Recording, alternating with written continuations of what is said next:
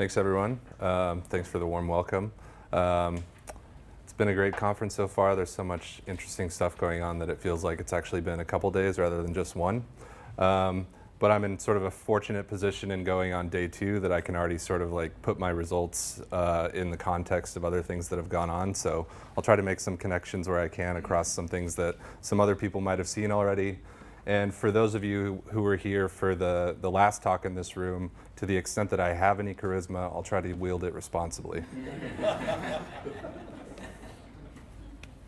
So, some key questions that I hope to address with this presentation are: what aspects of personality are tied to thinking that oneself is moral or exceptionally moral? What aspects of personality do other people think make one exceptionally moral? Another way of sort of reframing these from a psychological perspective is, what is the nomological network of morality? So what are some other characteristics that are tied in people's minds to that, the base characteristic of morality? Or for philosophy, you might frame it in terms of what are the lay perceptions of morally relevant traits. Implicit in everything that I'll present today is sort of like the dimensional view that's going to be familiar to a lot of like personality psychologists of morality as an individual difference. And we've gained some insights about the exceptional, but I'm going to focus on more basic matters of understanding morality. The research at the Beacon Project is ongoing, and it'll take time to digest all the data, but I think you'll find there are plenty of data in this presentation. So how do we assess individual differences in morality?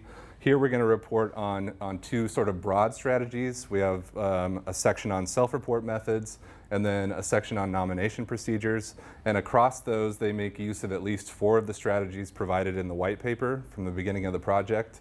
So in some of the studies, we might use a set of ideal criteria for exceptionality. We might let the criteria for exceptionality emerge from the nomination procedure. Use ordinary or lay conceptions of exceptionality to set the criteria, or develop an assessment tool and select exceptional people from scores on that assessment tool.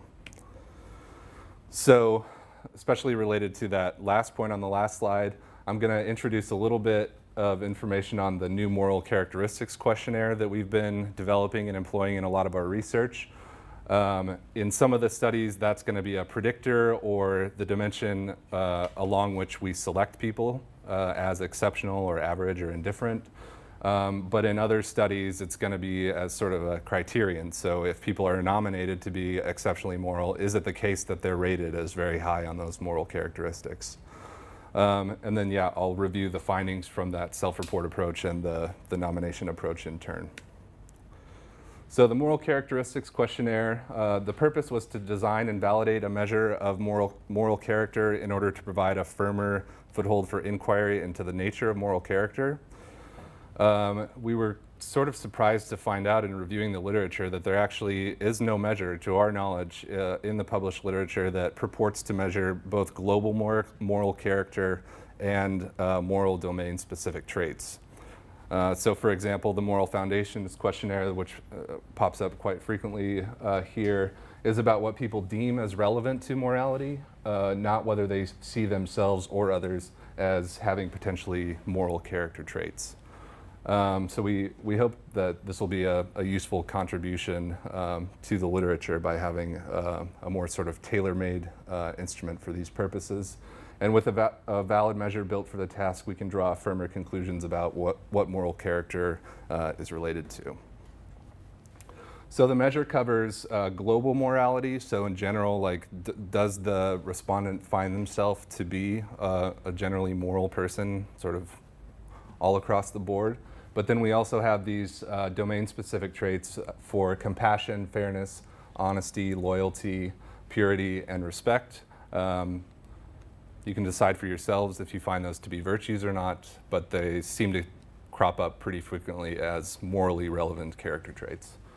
And it also has items for, in each of those areas, there are items for self-identification with the characteristics. So the first item down there, I'm a person of strong moral character, is just making the claim, yes, that's like me. We also have behavioral items. So the second one, I treat people fairly. We have motivation to act in line with that characteristic. So the third one down there is I don't believe that honesty is that important. If you reverse score that, then they do think it's important. And then a sort of like cognitive endorsement of the general importance of that characteristic. So the last item there, I don't want to be rude or irreverent toward others. That would be, excuse me, an example of a respect item.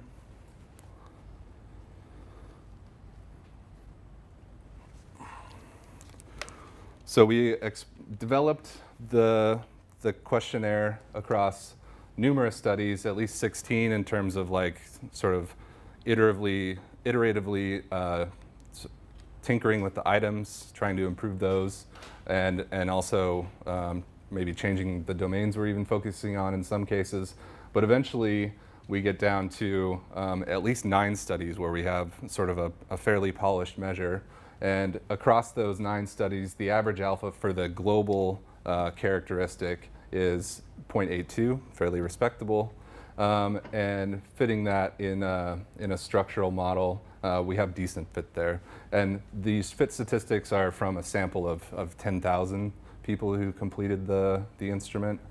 And we also have some evidence for good test-retest reliability. So if a student reported being above average on global moral character on time 1, which would have been the start of the semester, and these were freshmen, then there's a 83% chance that they'd report being above average at time 2. So that's really quite a bit of stability, especially when you consider it's the first semester of college, potentially radical life changes during that time. And we also explored the hierarchical structure, and it looks like if one wanted to, they could sort of average all of these together and come up with a summary score. That's just kind of a side note here. I'm going to focus primarily on the global moral character dimension. So with what we're exploring here, we've got sort of 8 domains for outcomes. There's the general moral profile. So is global moral character related to all the other domains of morality, or might there be some that actually seem irrelevant to this dimension? Moral identity, beliefs, and attentiveness, moral actions. Number 2, broader value or motivational profile. 3, self-transcendence, so that's kind of like empathic processes and things like that. Interpersonal processes, what are the emotional lives of people who score differentially on these dimensions? So, do they experience high or low meaning in life? Are they happy? And then we explore that a little more as well with the affective characteristics. Cognition, do they believe in free will? Are they fatalistic determinists? Things like that. And then we have additionally morally relevant characteristics like courage, intellect, self-efficacy, self-control perhaps. And then the broader trait profile, so there we're getting into sort of like, I don't know, bread and butter personality psychology traits. So in a series of 6 studies, we measured self-reported global moral character and explored sort of the nomological network. So sorry to the philosophers, but I'm going to be presenting a number of slides like this. It's sort of daily activity for the psychologists in the room, but I'll try to interpret as much as possible and sort of give broad summary statements by the end of the talk, so don't be too worried about the sort of minutia on these kinds of slides. But at the top there, we see that as one scores higher on the measure of global moral character, they also report being sort of more prone to guilt when they commit negative or potentially immoral actions, as well as shame. They also report being more identified with all humanity. They believe more in free will and less in fatalistic determinism, though that one's not significant here. So it's really the belief in free will of these different ways of believing like how the world works, how causality works, that is associated with global moral character. They're more promotion focused, so they're concerned with like making gains in life. And there's still a positive correlation with prevention focus. So they're also concerned with losses, but it seems to be to a lesser extent than promotion focus. And then here at the bottom, we have the big five. So as you report being more globally moral, you're less neurotic, more agreeable, more conscientious, more extroverted, and more open. So that's generally considered sort of like the adaptive big five trait profile, or at least socially desirable. Moving on to some other measures here. These are, at the top there, we have 4 measures of explicit motives. So global moral character is unrelated to motives for power, positively related to intimacy and affiliation. We draw this distinction between intimacy and affiliation in that affiliation maybe is a little bit more of like a neediness rather than a mutuality in connection that's captured by intimacy. And then also there's a positive relationship there with achievement motive.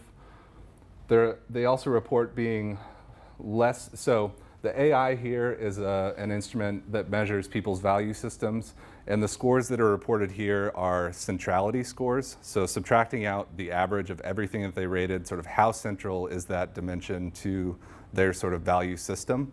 So they report money as being less of a central concern to them, whereas they report affiliation and helping people as being more central concerns. And down at the bottom there, as you increase in global moral character, you also have higher intellectual humility, need for cognition. And this one at the bottom is kind of interesting because these are measures of social desirability. So do you sort of tell little white lies when you're reporting on your own behavior or talking to others about what you do and who you are? So I think this kind of points out a tension because you'll see that, well, because all of these moral characteristics are positively interrelated, that means that people who report greater global morality also report being higher in honesty, yet they're also admitting that they sort of engage in these like little white lies on a day-to-day basis, or at least in reporting who they are in these instruments.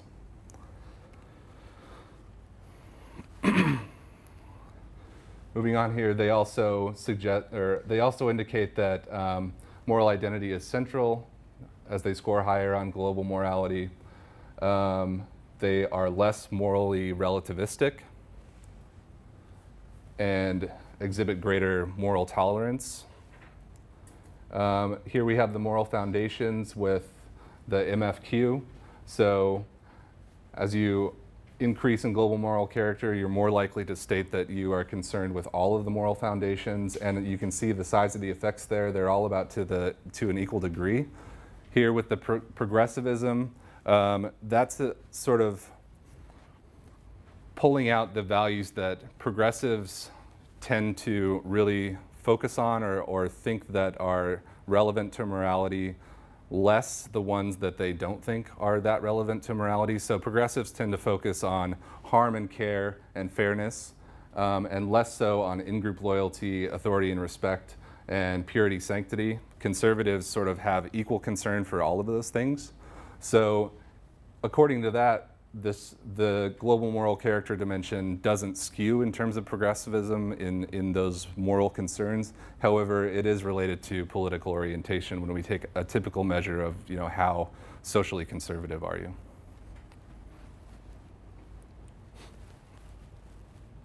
All right, so moving on to the nomination approach. Here we had participants in 4 samples think about someone or several people whom they view as more or less moral, and they described their impression of those targets across a diverse range of personality characteristics. The procedures through which participants nominated targets varied across the studies, as did the characteristics through which they described the targets. The acquaintances were placed into one of 3 moral groups, so either the morally exceptional, the morally average, or the morally base or indifferent. And again, we have approximately 200 DVs reflecting several broad types of personality characteristics summarized previously. Okay, so for study 1, we asked people to think of all of these categories and nominate people into them. So the first one there, we said some people are morally corrupt. These people regularly do immoral things and hold immoral intentions. Morally corrupt people are often thought of as bad apples. And then some people are morally indifferent. These people sometimes do moral things and immoral things. They can be counted on about as much as the average person to hold moral intentions and do the right moral thing. And then some people are morally decent. These people do moral things most of the time, but slip up from time to time. They can be counted on somewhat more than the average person to hold moral intentions and do the moral thing. And then some people are moral exemplars. These people are extremely moral. They can be counted on much more than the average person to hold moral intentions and do the moral thing. Moral exemplars can be thought of as guides for the rest of us, all right? And so there were very few morally corrupt individuals, perhaps fortunately. And then the modal category there was the morally decent. In studies 2 and 3, we asked people to nominate someone they thought of as these are just the moral exemplar ones. We had 3 different categories in these as well. But here's the text for the moral exemplar ones. Moral exemplars are people who are extremely moral. They can be counted on much more than the average person to hold moral intentions and do the moral thing. Moral exemplars can be thought of as guides for the rest of us. So this is very close to the moral exemplar category you just saw. And then in study 3, we'd like you to think about your own sense of right and wrong. Take a minute to consider the fundamental principles of right and wrong that guide your thoughts and actions. We're interested in understanding people who embody fundamental principles of right and wrong. And then nominate someone who really meets those standards consistently. So one thing that's notable in moving from study 2 to study 3 is that we don't mention the word morality at all. It's just a sense of right and wrong. Maybe a minimal tweak, maybe not, we'll see. And then for study 4, here's where we use some criteria that were derived from empirical study from Colby and Damon. So in their research, they came up with at least 5, we're focusing on 5 here, important or themes that popped out in their study of the morally exceptional. And you might note here that just by looking at this display, that the sort of strategy here is somewhat similar to what you heard from Will this morning in terms of it being sort of a gauntlet, right? So it had to be that the person that they were nominating met every single one of these criteria, and if they said no to anything, they had to stop and at least either think of another person or say I can't think of anyone. And just to go over the criteria here, so that top one says, they have a lifelong commitment to moral ideals or principles that includes a deep respect for all humanity. They always or almost always live up to their moral ideals or principles. For example, even when they have a moral goal, they're not willing to shortcut by taking immoral means to that goal. They're willing to risk their self-interest for their moral values. They inspire many others to take moral action to be better people. They're humble about their place in the world and don't have a big or defensive ego. So as you can see, those are some pretty high hurdles. In some of those previous nomination methodologies, we got a lot of people saying, yeah, of course I know someone in that exceptional category. But here in this one, we had as much as 50 to 60% of people saying, I can't get anyone through all this.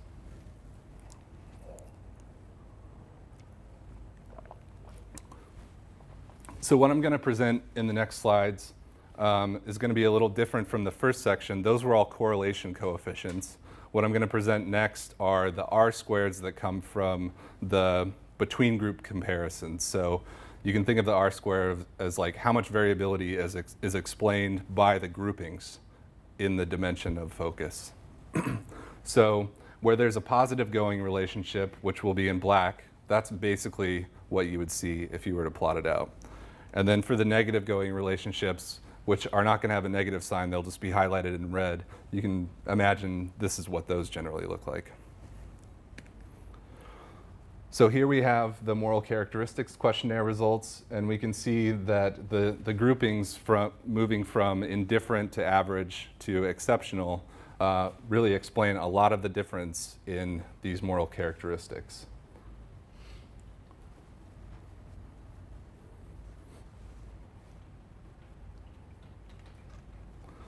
So moving on to moral identity and foundations again here. This slide is important because we see that the exceptional are likely to be considered high on reflective moral intention. attention, excuse me. So they think about their moral actions, reflect on them on a day-to-day or momentary basis. But there's no relationship here, at least in study 2, for perceptual moral attention. So it would seem that perceptual moral attention would be a good thing. You also associate with morality in general, but this null relationships tells us that it's not just that our participants are associating every possible good thing with that moral dimension. Again, they're seen to care about all of the moral foundations positively, and here we have a negative, non-significant relationship with utilitarianism versus deontological moral preferences.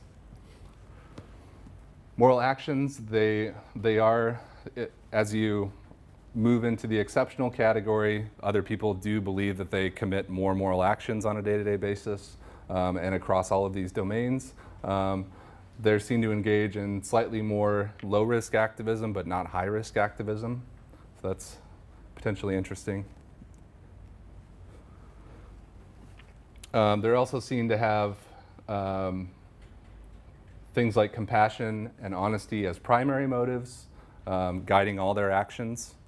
And with these RAI dimensions here at the bottom, that's sort of reflecting the extent to which they've, I'm wary of using the word authentic here in this crowd, but for the identified, it's like how much have they really internalized the value of the moral dimensions or the reasons for their behavior, whereas these ones that are going negative are amotivated, they don't even know why they're doing the things that they're doing, and then external is like they're doing it for some external reward like praise or money or something like that.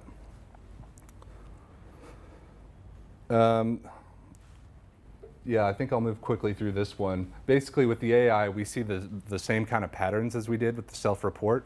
So, you know, as people are seen to be more exceptionally moral, then they're seen to care more about community feeling and contributing to those around them, and less concerned with things like hedonism, physical appearance, popularity, and money. Again, we see that they are seen not to be interested in power, but are very interested in intimacy and achievement. And they're also seen to have sort of a rich, psychologically satisfied life. So they're seen to sort of reap the goods of having these motives. So they're achievement motivated, and they're also seen to feel competent on a day-to-day basis and feel related to others.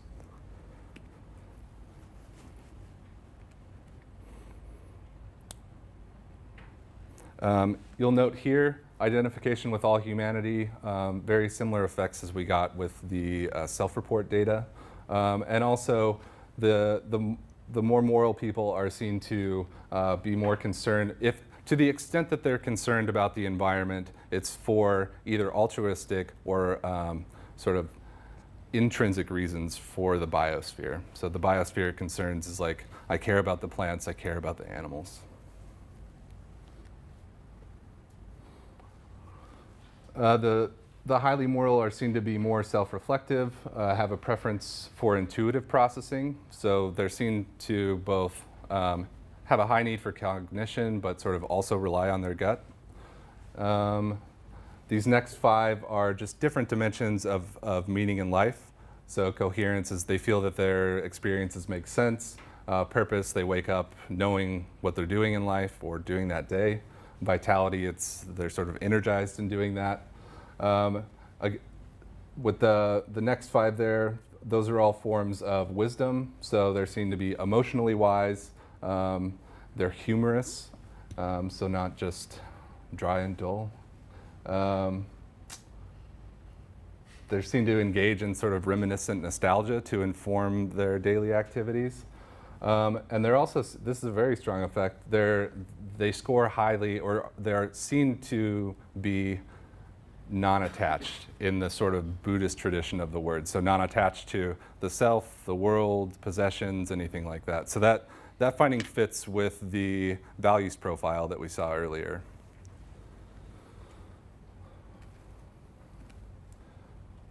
This one's a little easier to handle with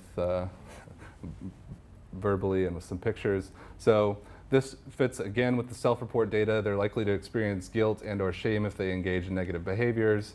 They're also believed to experience high levels of positive affect, but they're not believed to be more sensitive to disgust. So this is kind of an interesting finding if you're aware of sort of the disgust sensitivity theory of moral reactions. Their beliefs, they're seen as having a greater commitment to religion. There's a weak tendency for participants to see moral people as being more intrinsically religious and less extrinsically religious. So intrinsic religiosity is, you might just consider it being and participating in religious activity for the right reasons, rather than going up to, or showing up to church in your fancy like Sunday best and trying to impress your neighbors and win favor. People seen as moral are also seen as believing in free will and not fatalistic determinism, and they're also seen as believing in true altruism. Specific traits, again, they're considered to be capable, intelligent, courageous. The slow life history strategy comes from the evolutionary psychology literature, and it's just sort of having the traits and life circumstances that would afford you to take a slow life history strategy, that is like having few kids and investing a lot in them versus having many kids and really not caring how they turn out. They're seen to have satisfaction with their lives, and again we see that others are attributing these little white lie tendencies to the morally exceptional. So interesting that we have that consistency across the self-report and the nomination procedure. And here we have the trait profiles, very much in line with what we find in the self-report, except for extroversion. So when people are saying, yes, I am a highly moral person, they're also saying I'm very outgoing, fun-seeking, things like that. But others are not attributing those characteristics to them. So a few take-homes from the nominator studies. There's a great deal of consistency in constructs that separate the extremes of morality across the nomination procedures. So even though we attempted all the gauntlet version and the different phrasings that we used, you'll notice like where we had two columns next to each other, the significant effects were lining up and in the same direction. So that encourages us that pluralistic approaches in nomination procedures might yet converge. There's also consistency across the methods in terms of self-report versus nomination. The same characteristics that people rate themselves highly on when they rate themselves as highly moral, same characteristics that people rate themselves highly on when they rate themselves, that's an interesting one. Let's go to the next one. Highly moral people are motivated to act morally and actually act morally. And they're seen to hold values, aspirations, motivations involving benevolence, community justice, and intimacy. In contrast, less moral people are more likely to hold values involving power and money, for example. And despite being prone to guilt, the highly moral are seen as relatively less prone to fear and have positive emotional lives that are also meaningful. They also have a desirable trait profile in general. They do not neglect moral domains in terms of concerns, actions, or motives. And in general, the results paint a picture that I think suggests that the highly moral person is generally what we might consider a flourishing person. Meaningful lives, day-to-day positive experiences, things like that. Might be kind of a hard shift, but I just wanted to end on something that might seem a little more dynamic. When you stare at all those big correlation tables, it feels like, static life, not much going on there. And I know that in this crowd, a lot of people are interested in sort of the prospects of cultivating character. So I just thought I'd share these results with you. We did a daily experience sampling study of people's moral behaviors, their moral traits, and their sort of moral needs satisfaction and thriving. So we selected a similar set of 3 groups according to their self-reports on the moral characteristics questionnaire. Thank you. And in terms of their thriving, I thought this was a particularly interesting result. So as people report doing more and more moral behavior in their day-to-day, they generally experience more psychological thriving. So they're saying, yes, I'm more related to other people, I'm feeling more confident, I'm feeling more happy or meaningful. But there was a moderation by the moral groups that people belong to. So you can see that third group, that's the exceptional group. So they're getting a benefit of thriving like in their day-to-day by still performing moral action, even though it's habituated. So as they increase in that, their thriving increases. But I think what's kind of interesting here, and for the sake of thinking of how some of this research might be sort of applied in the character cultivation literature, note that the indifferent group, the people who say, I don't care about morality that much, I don't do it that much in my day-to-day life, when they do enact moral behavior, there's a steeper curve there for getting a benefit. And when they say that they're acting as morally as the morally exceptional tend to do on average, they're thriving just as much. So what that suggests to me is that if you can get people who might be indifferent or more average, or the average everyday person to start enacting more moral behaviors, then this provides like a learning mechanism, right?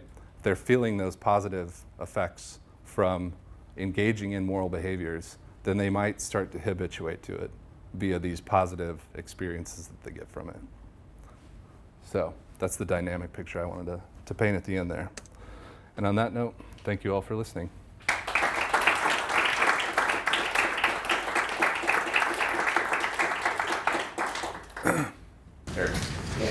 Thank you. This is really great. So I want to dig into the social desirability piece of this. Sure. I think it's fascinating that others also saw the morally exceptional as exhibiting what we're labeling social desirability tendencies. Mm-hmm. Though I know some of the social desirability scales measure it in a way that actually the morally exceptional might not do the things that, the assumption is that we're going to ask you things that are so exceptional that if you say you don't do them, you're lying. But that might not be true here. So how did you assess social desirability, and is it open to that criticism? In other words, the correlation is not that the morally exceptional are more socially desirable and they're responding. They actually are doing desirable things more often. Yeah, I think that could certainly be the case. So what sorts of items did you use to assess social desirability? It was the BIDR, so... Yeah, and that's stuff like I don't look at pornography, and I don't, right? And I don't, I never take things from work and all those sorts of things. So I guess I'd just be careful about casting that as social desirability, because we would expect them not to do those things. Otherwise, there's no meaning to the moral exceptionalism. Yeah. Right. Oh, yeah. Yeah. That's a good caveat.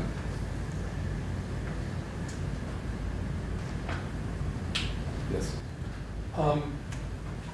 Well, I guess first, I feel like I can think of numerous examples of morally exceptional people who are not particularly happy. Mother Teresa.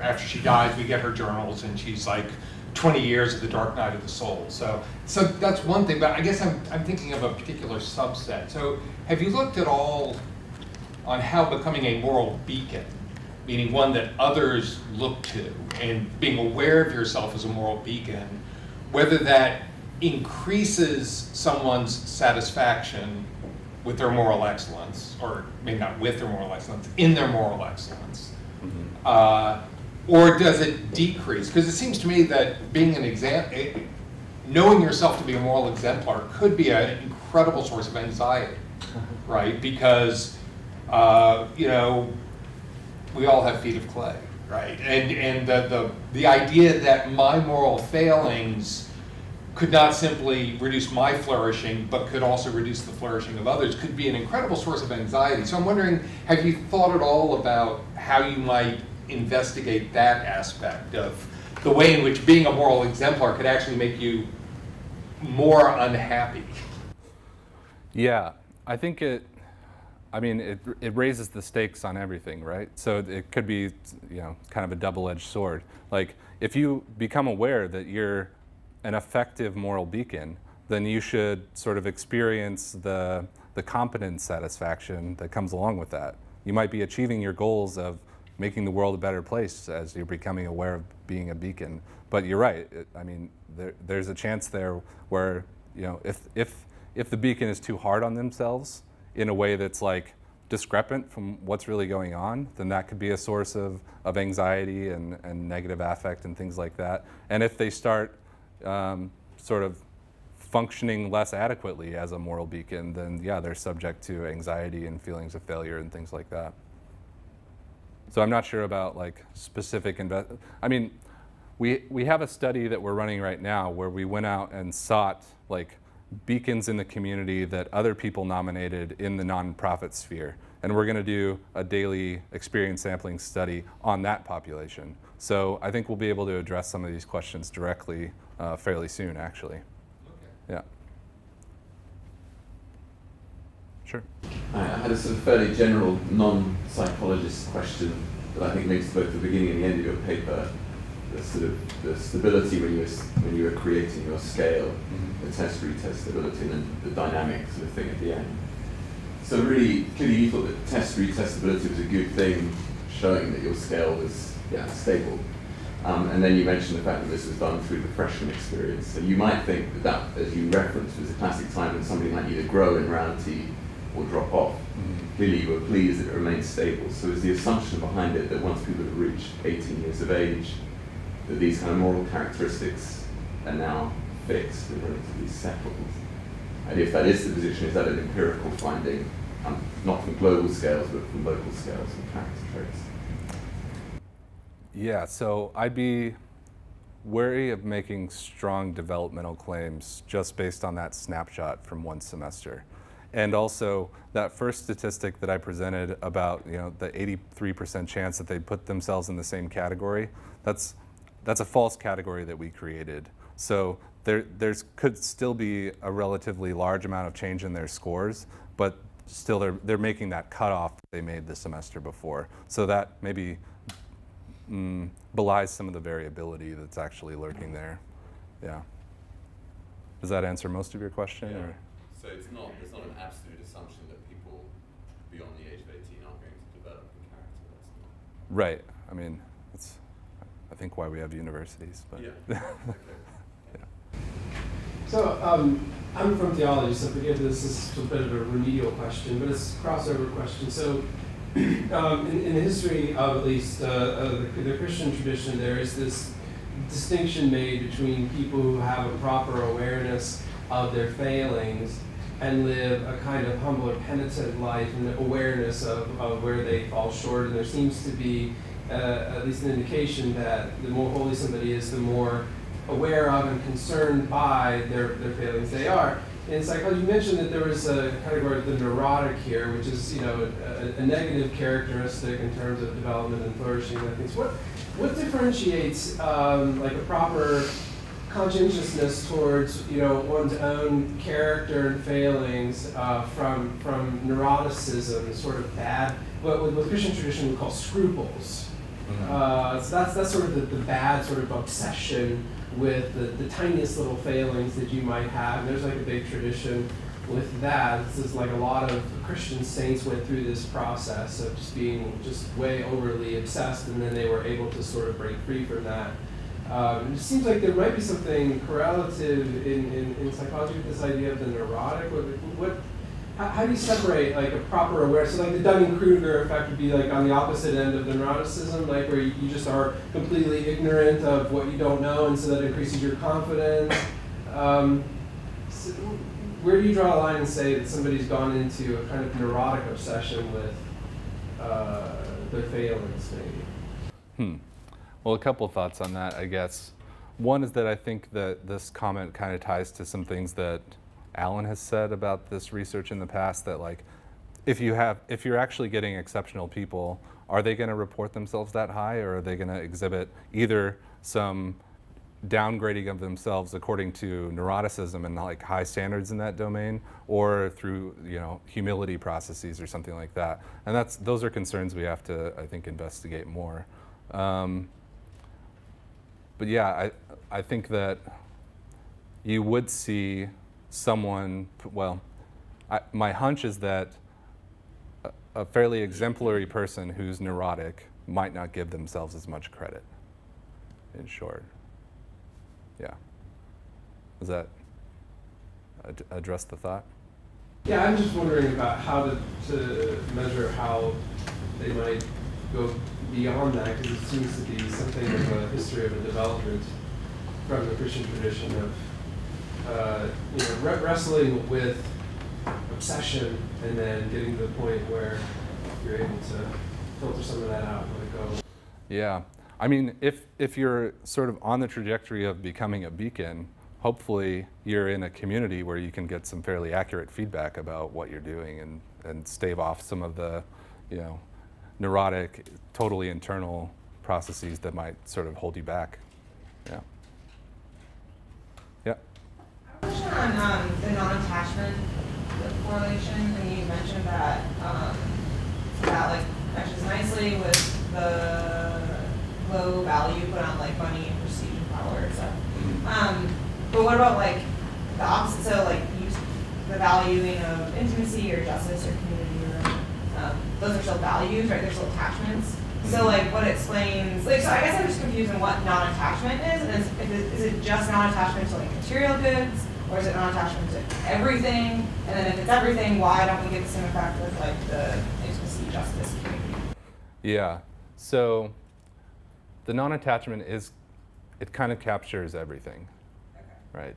So it would seem like logically, if you're saying someone's not attached, then why are you giving them high ratings on other things that you think they hold as important? Yeah. And sometimes these incoherences just come up in the characteristics that people associate with others. Yeah. So you don't have any sort of like story? No. I mean, one thing I would want to say is that, like, well, non-attachment might guide you to be more sort of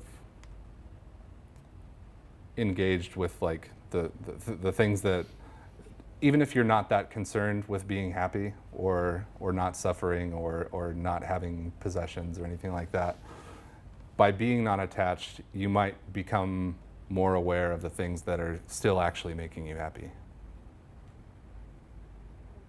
Does that make sense? Maybe.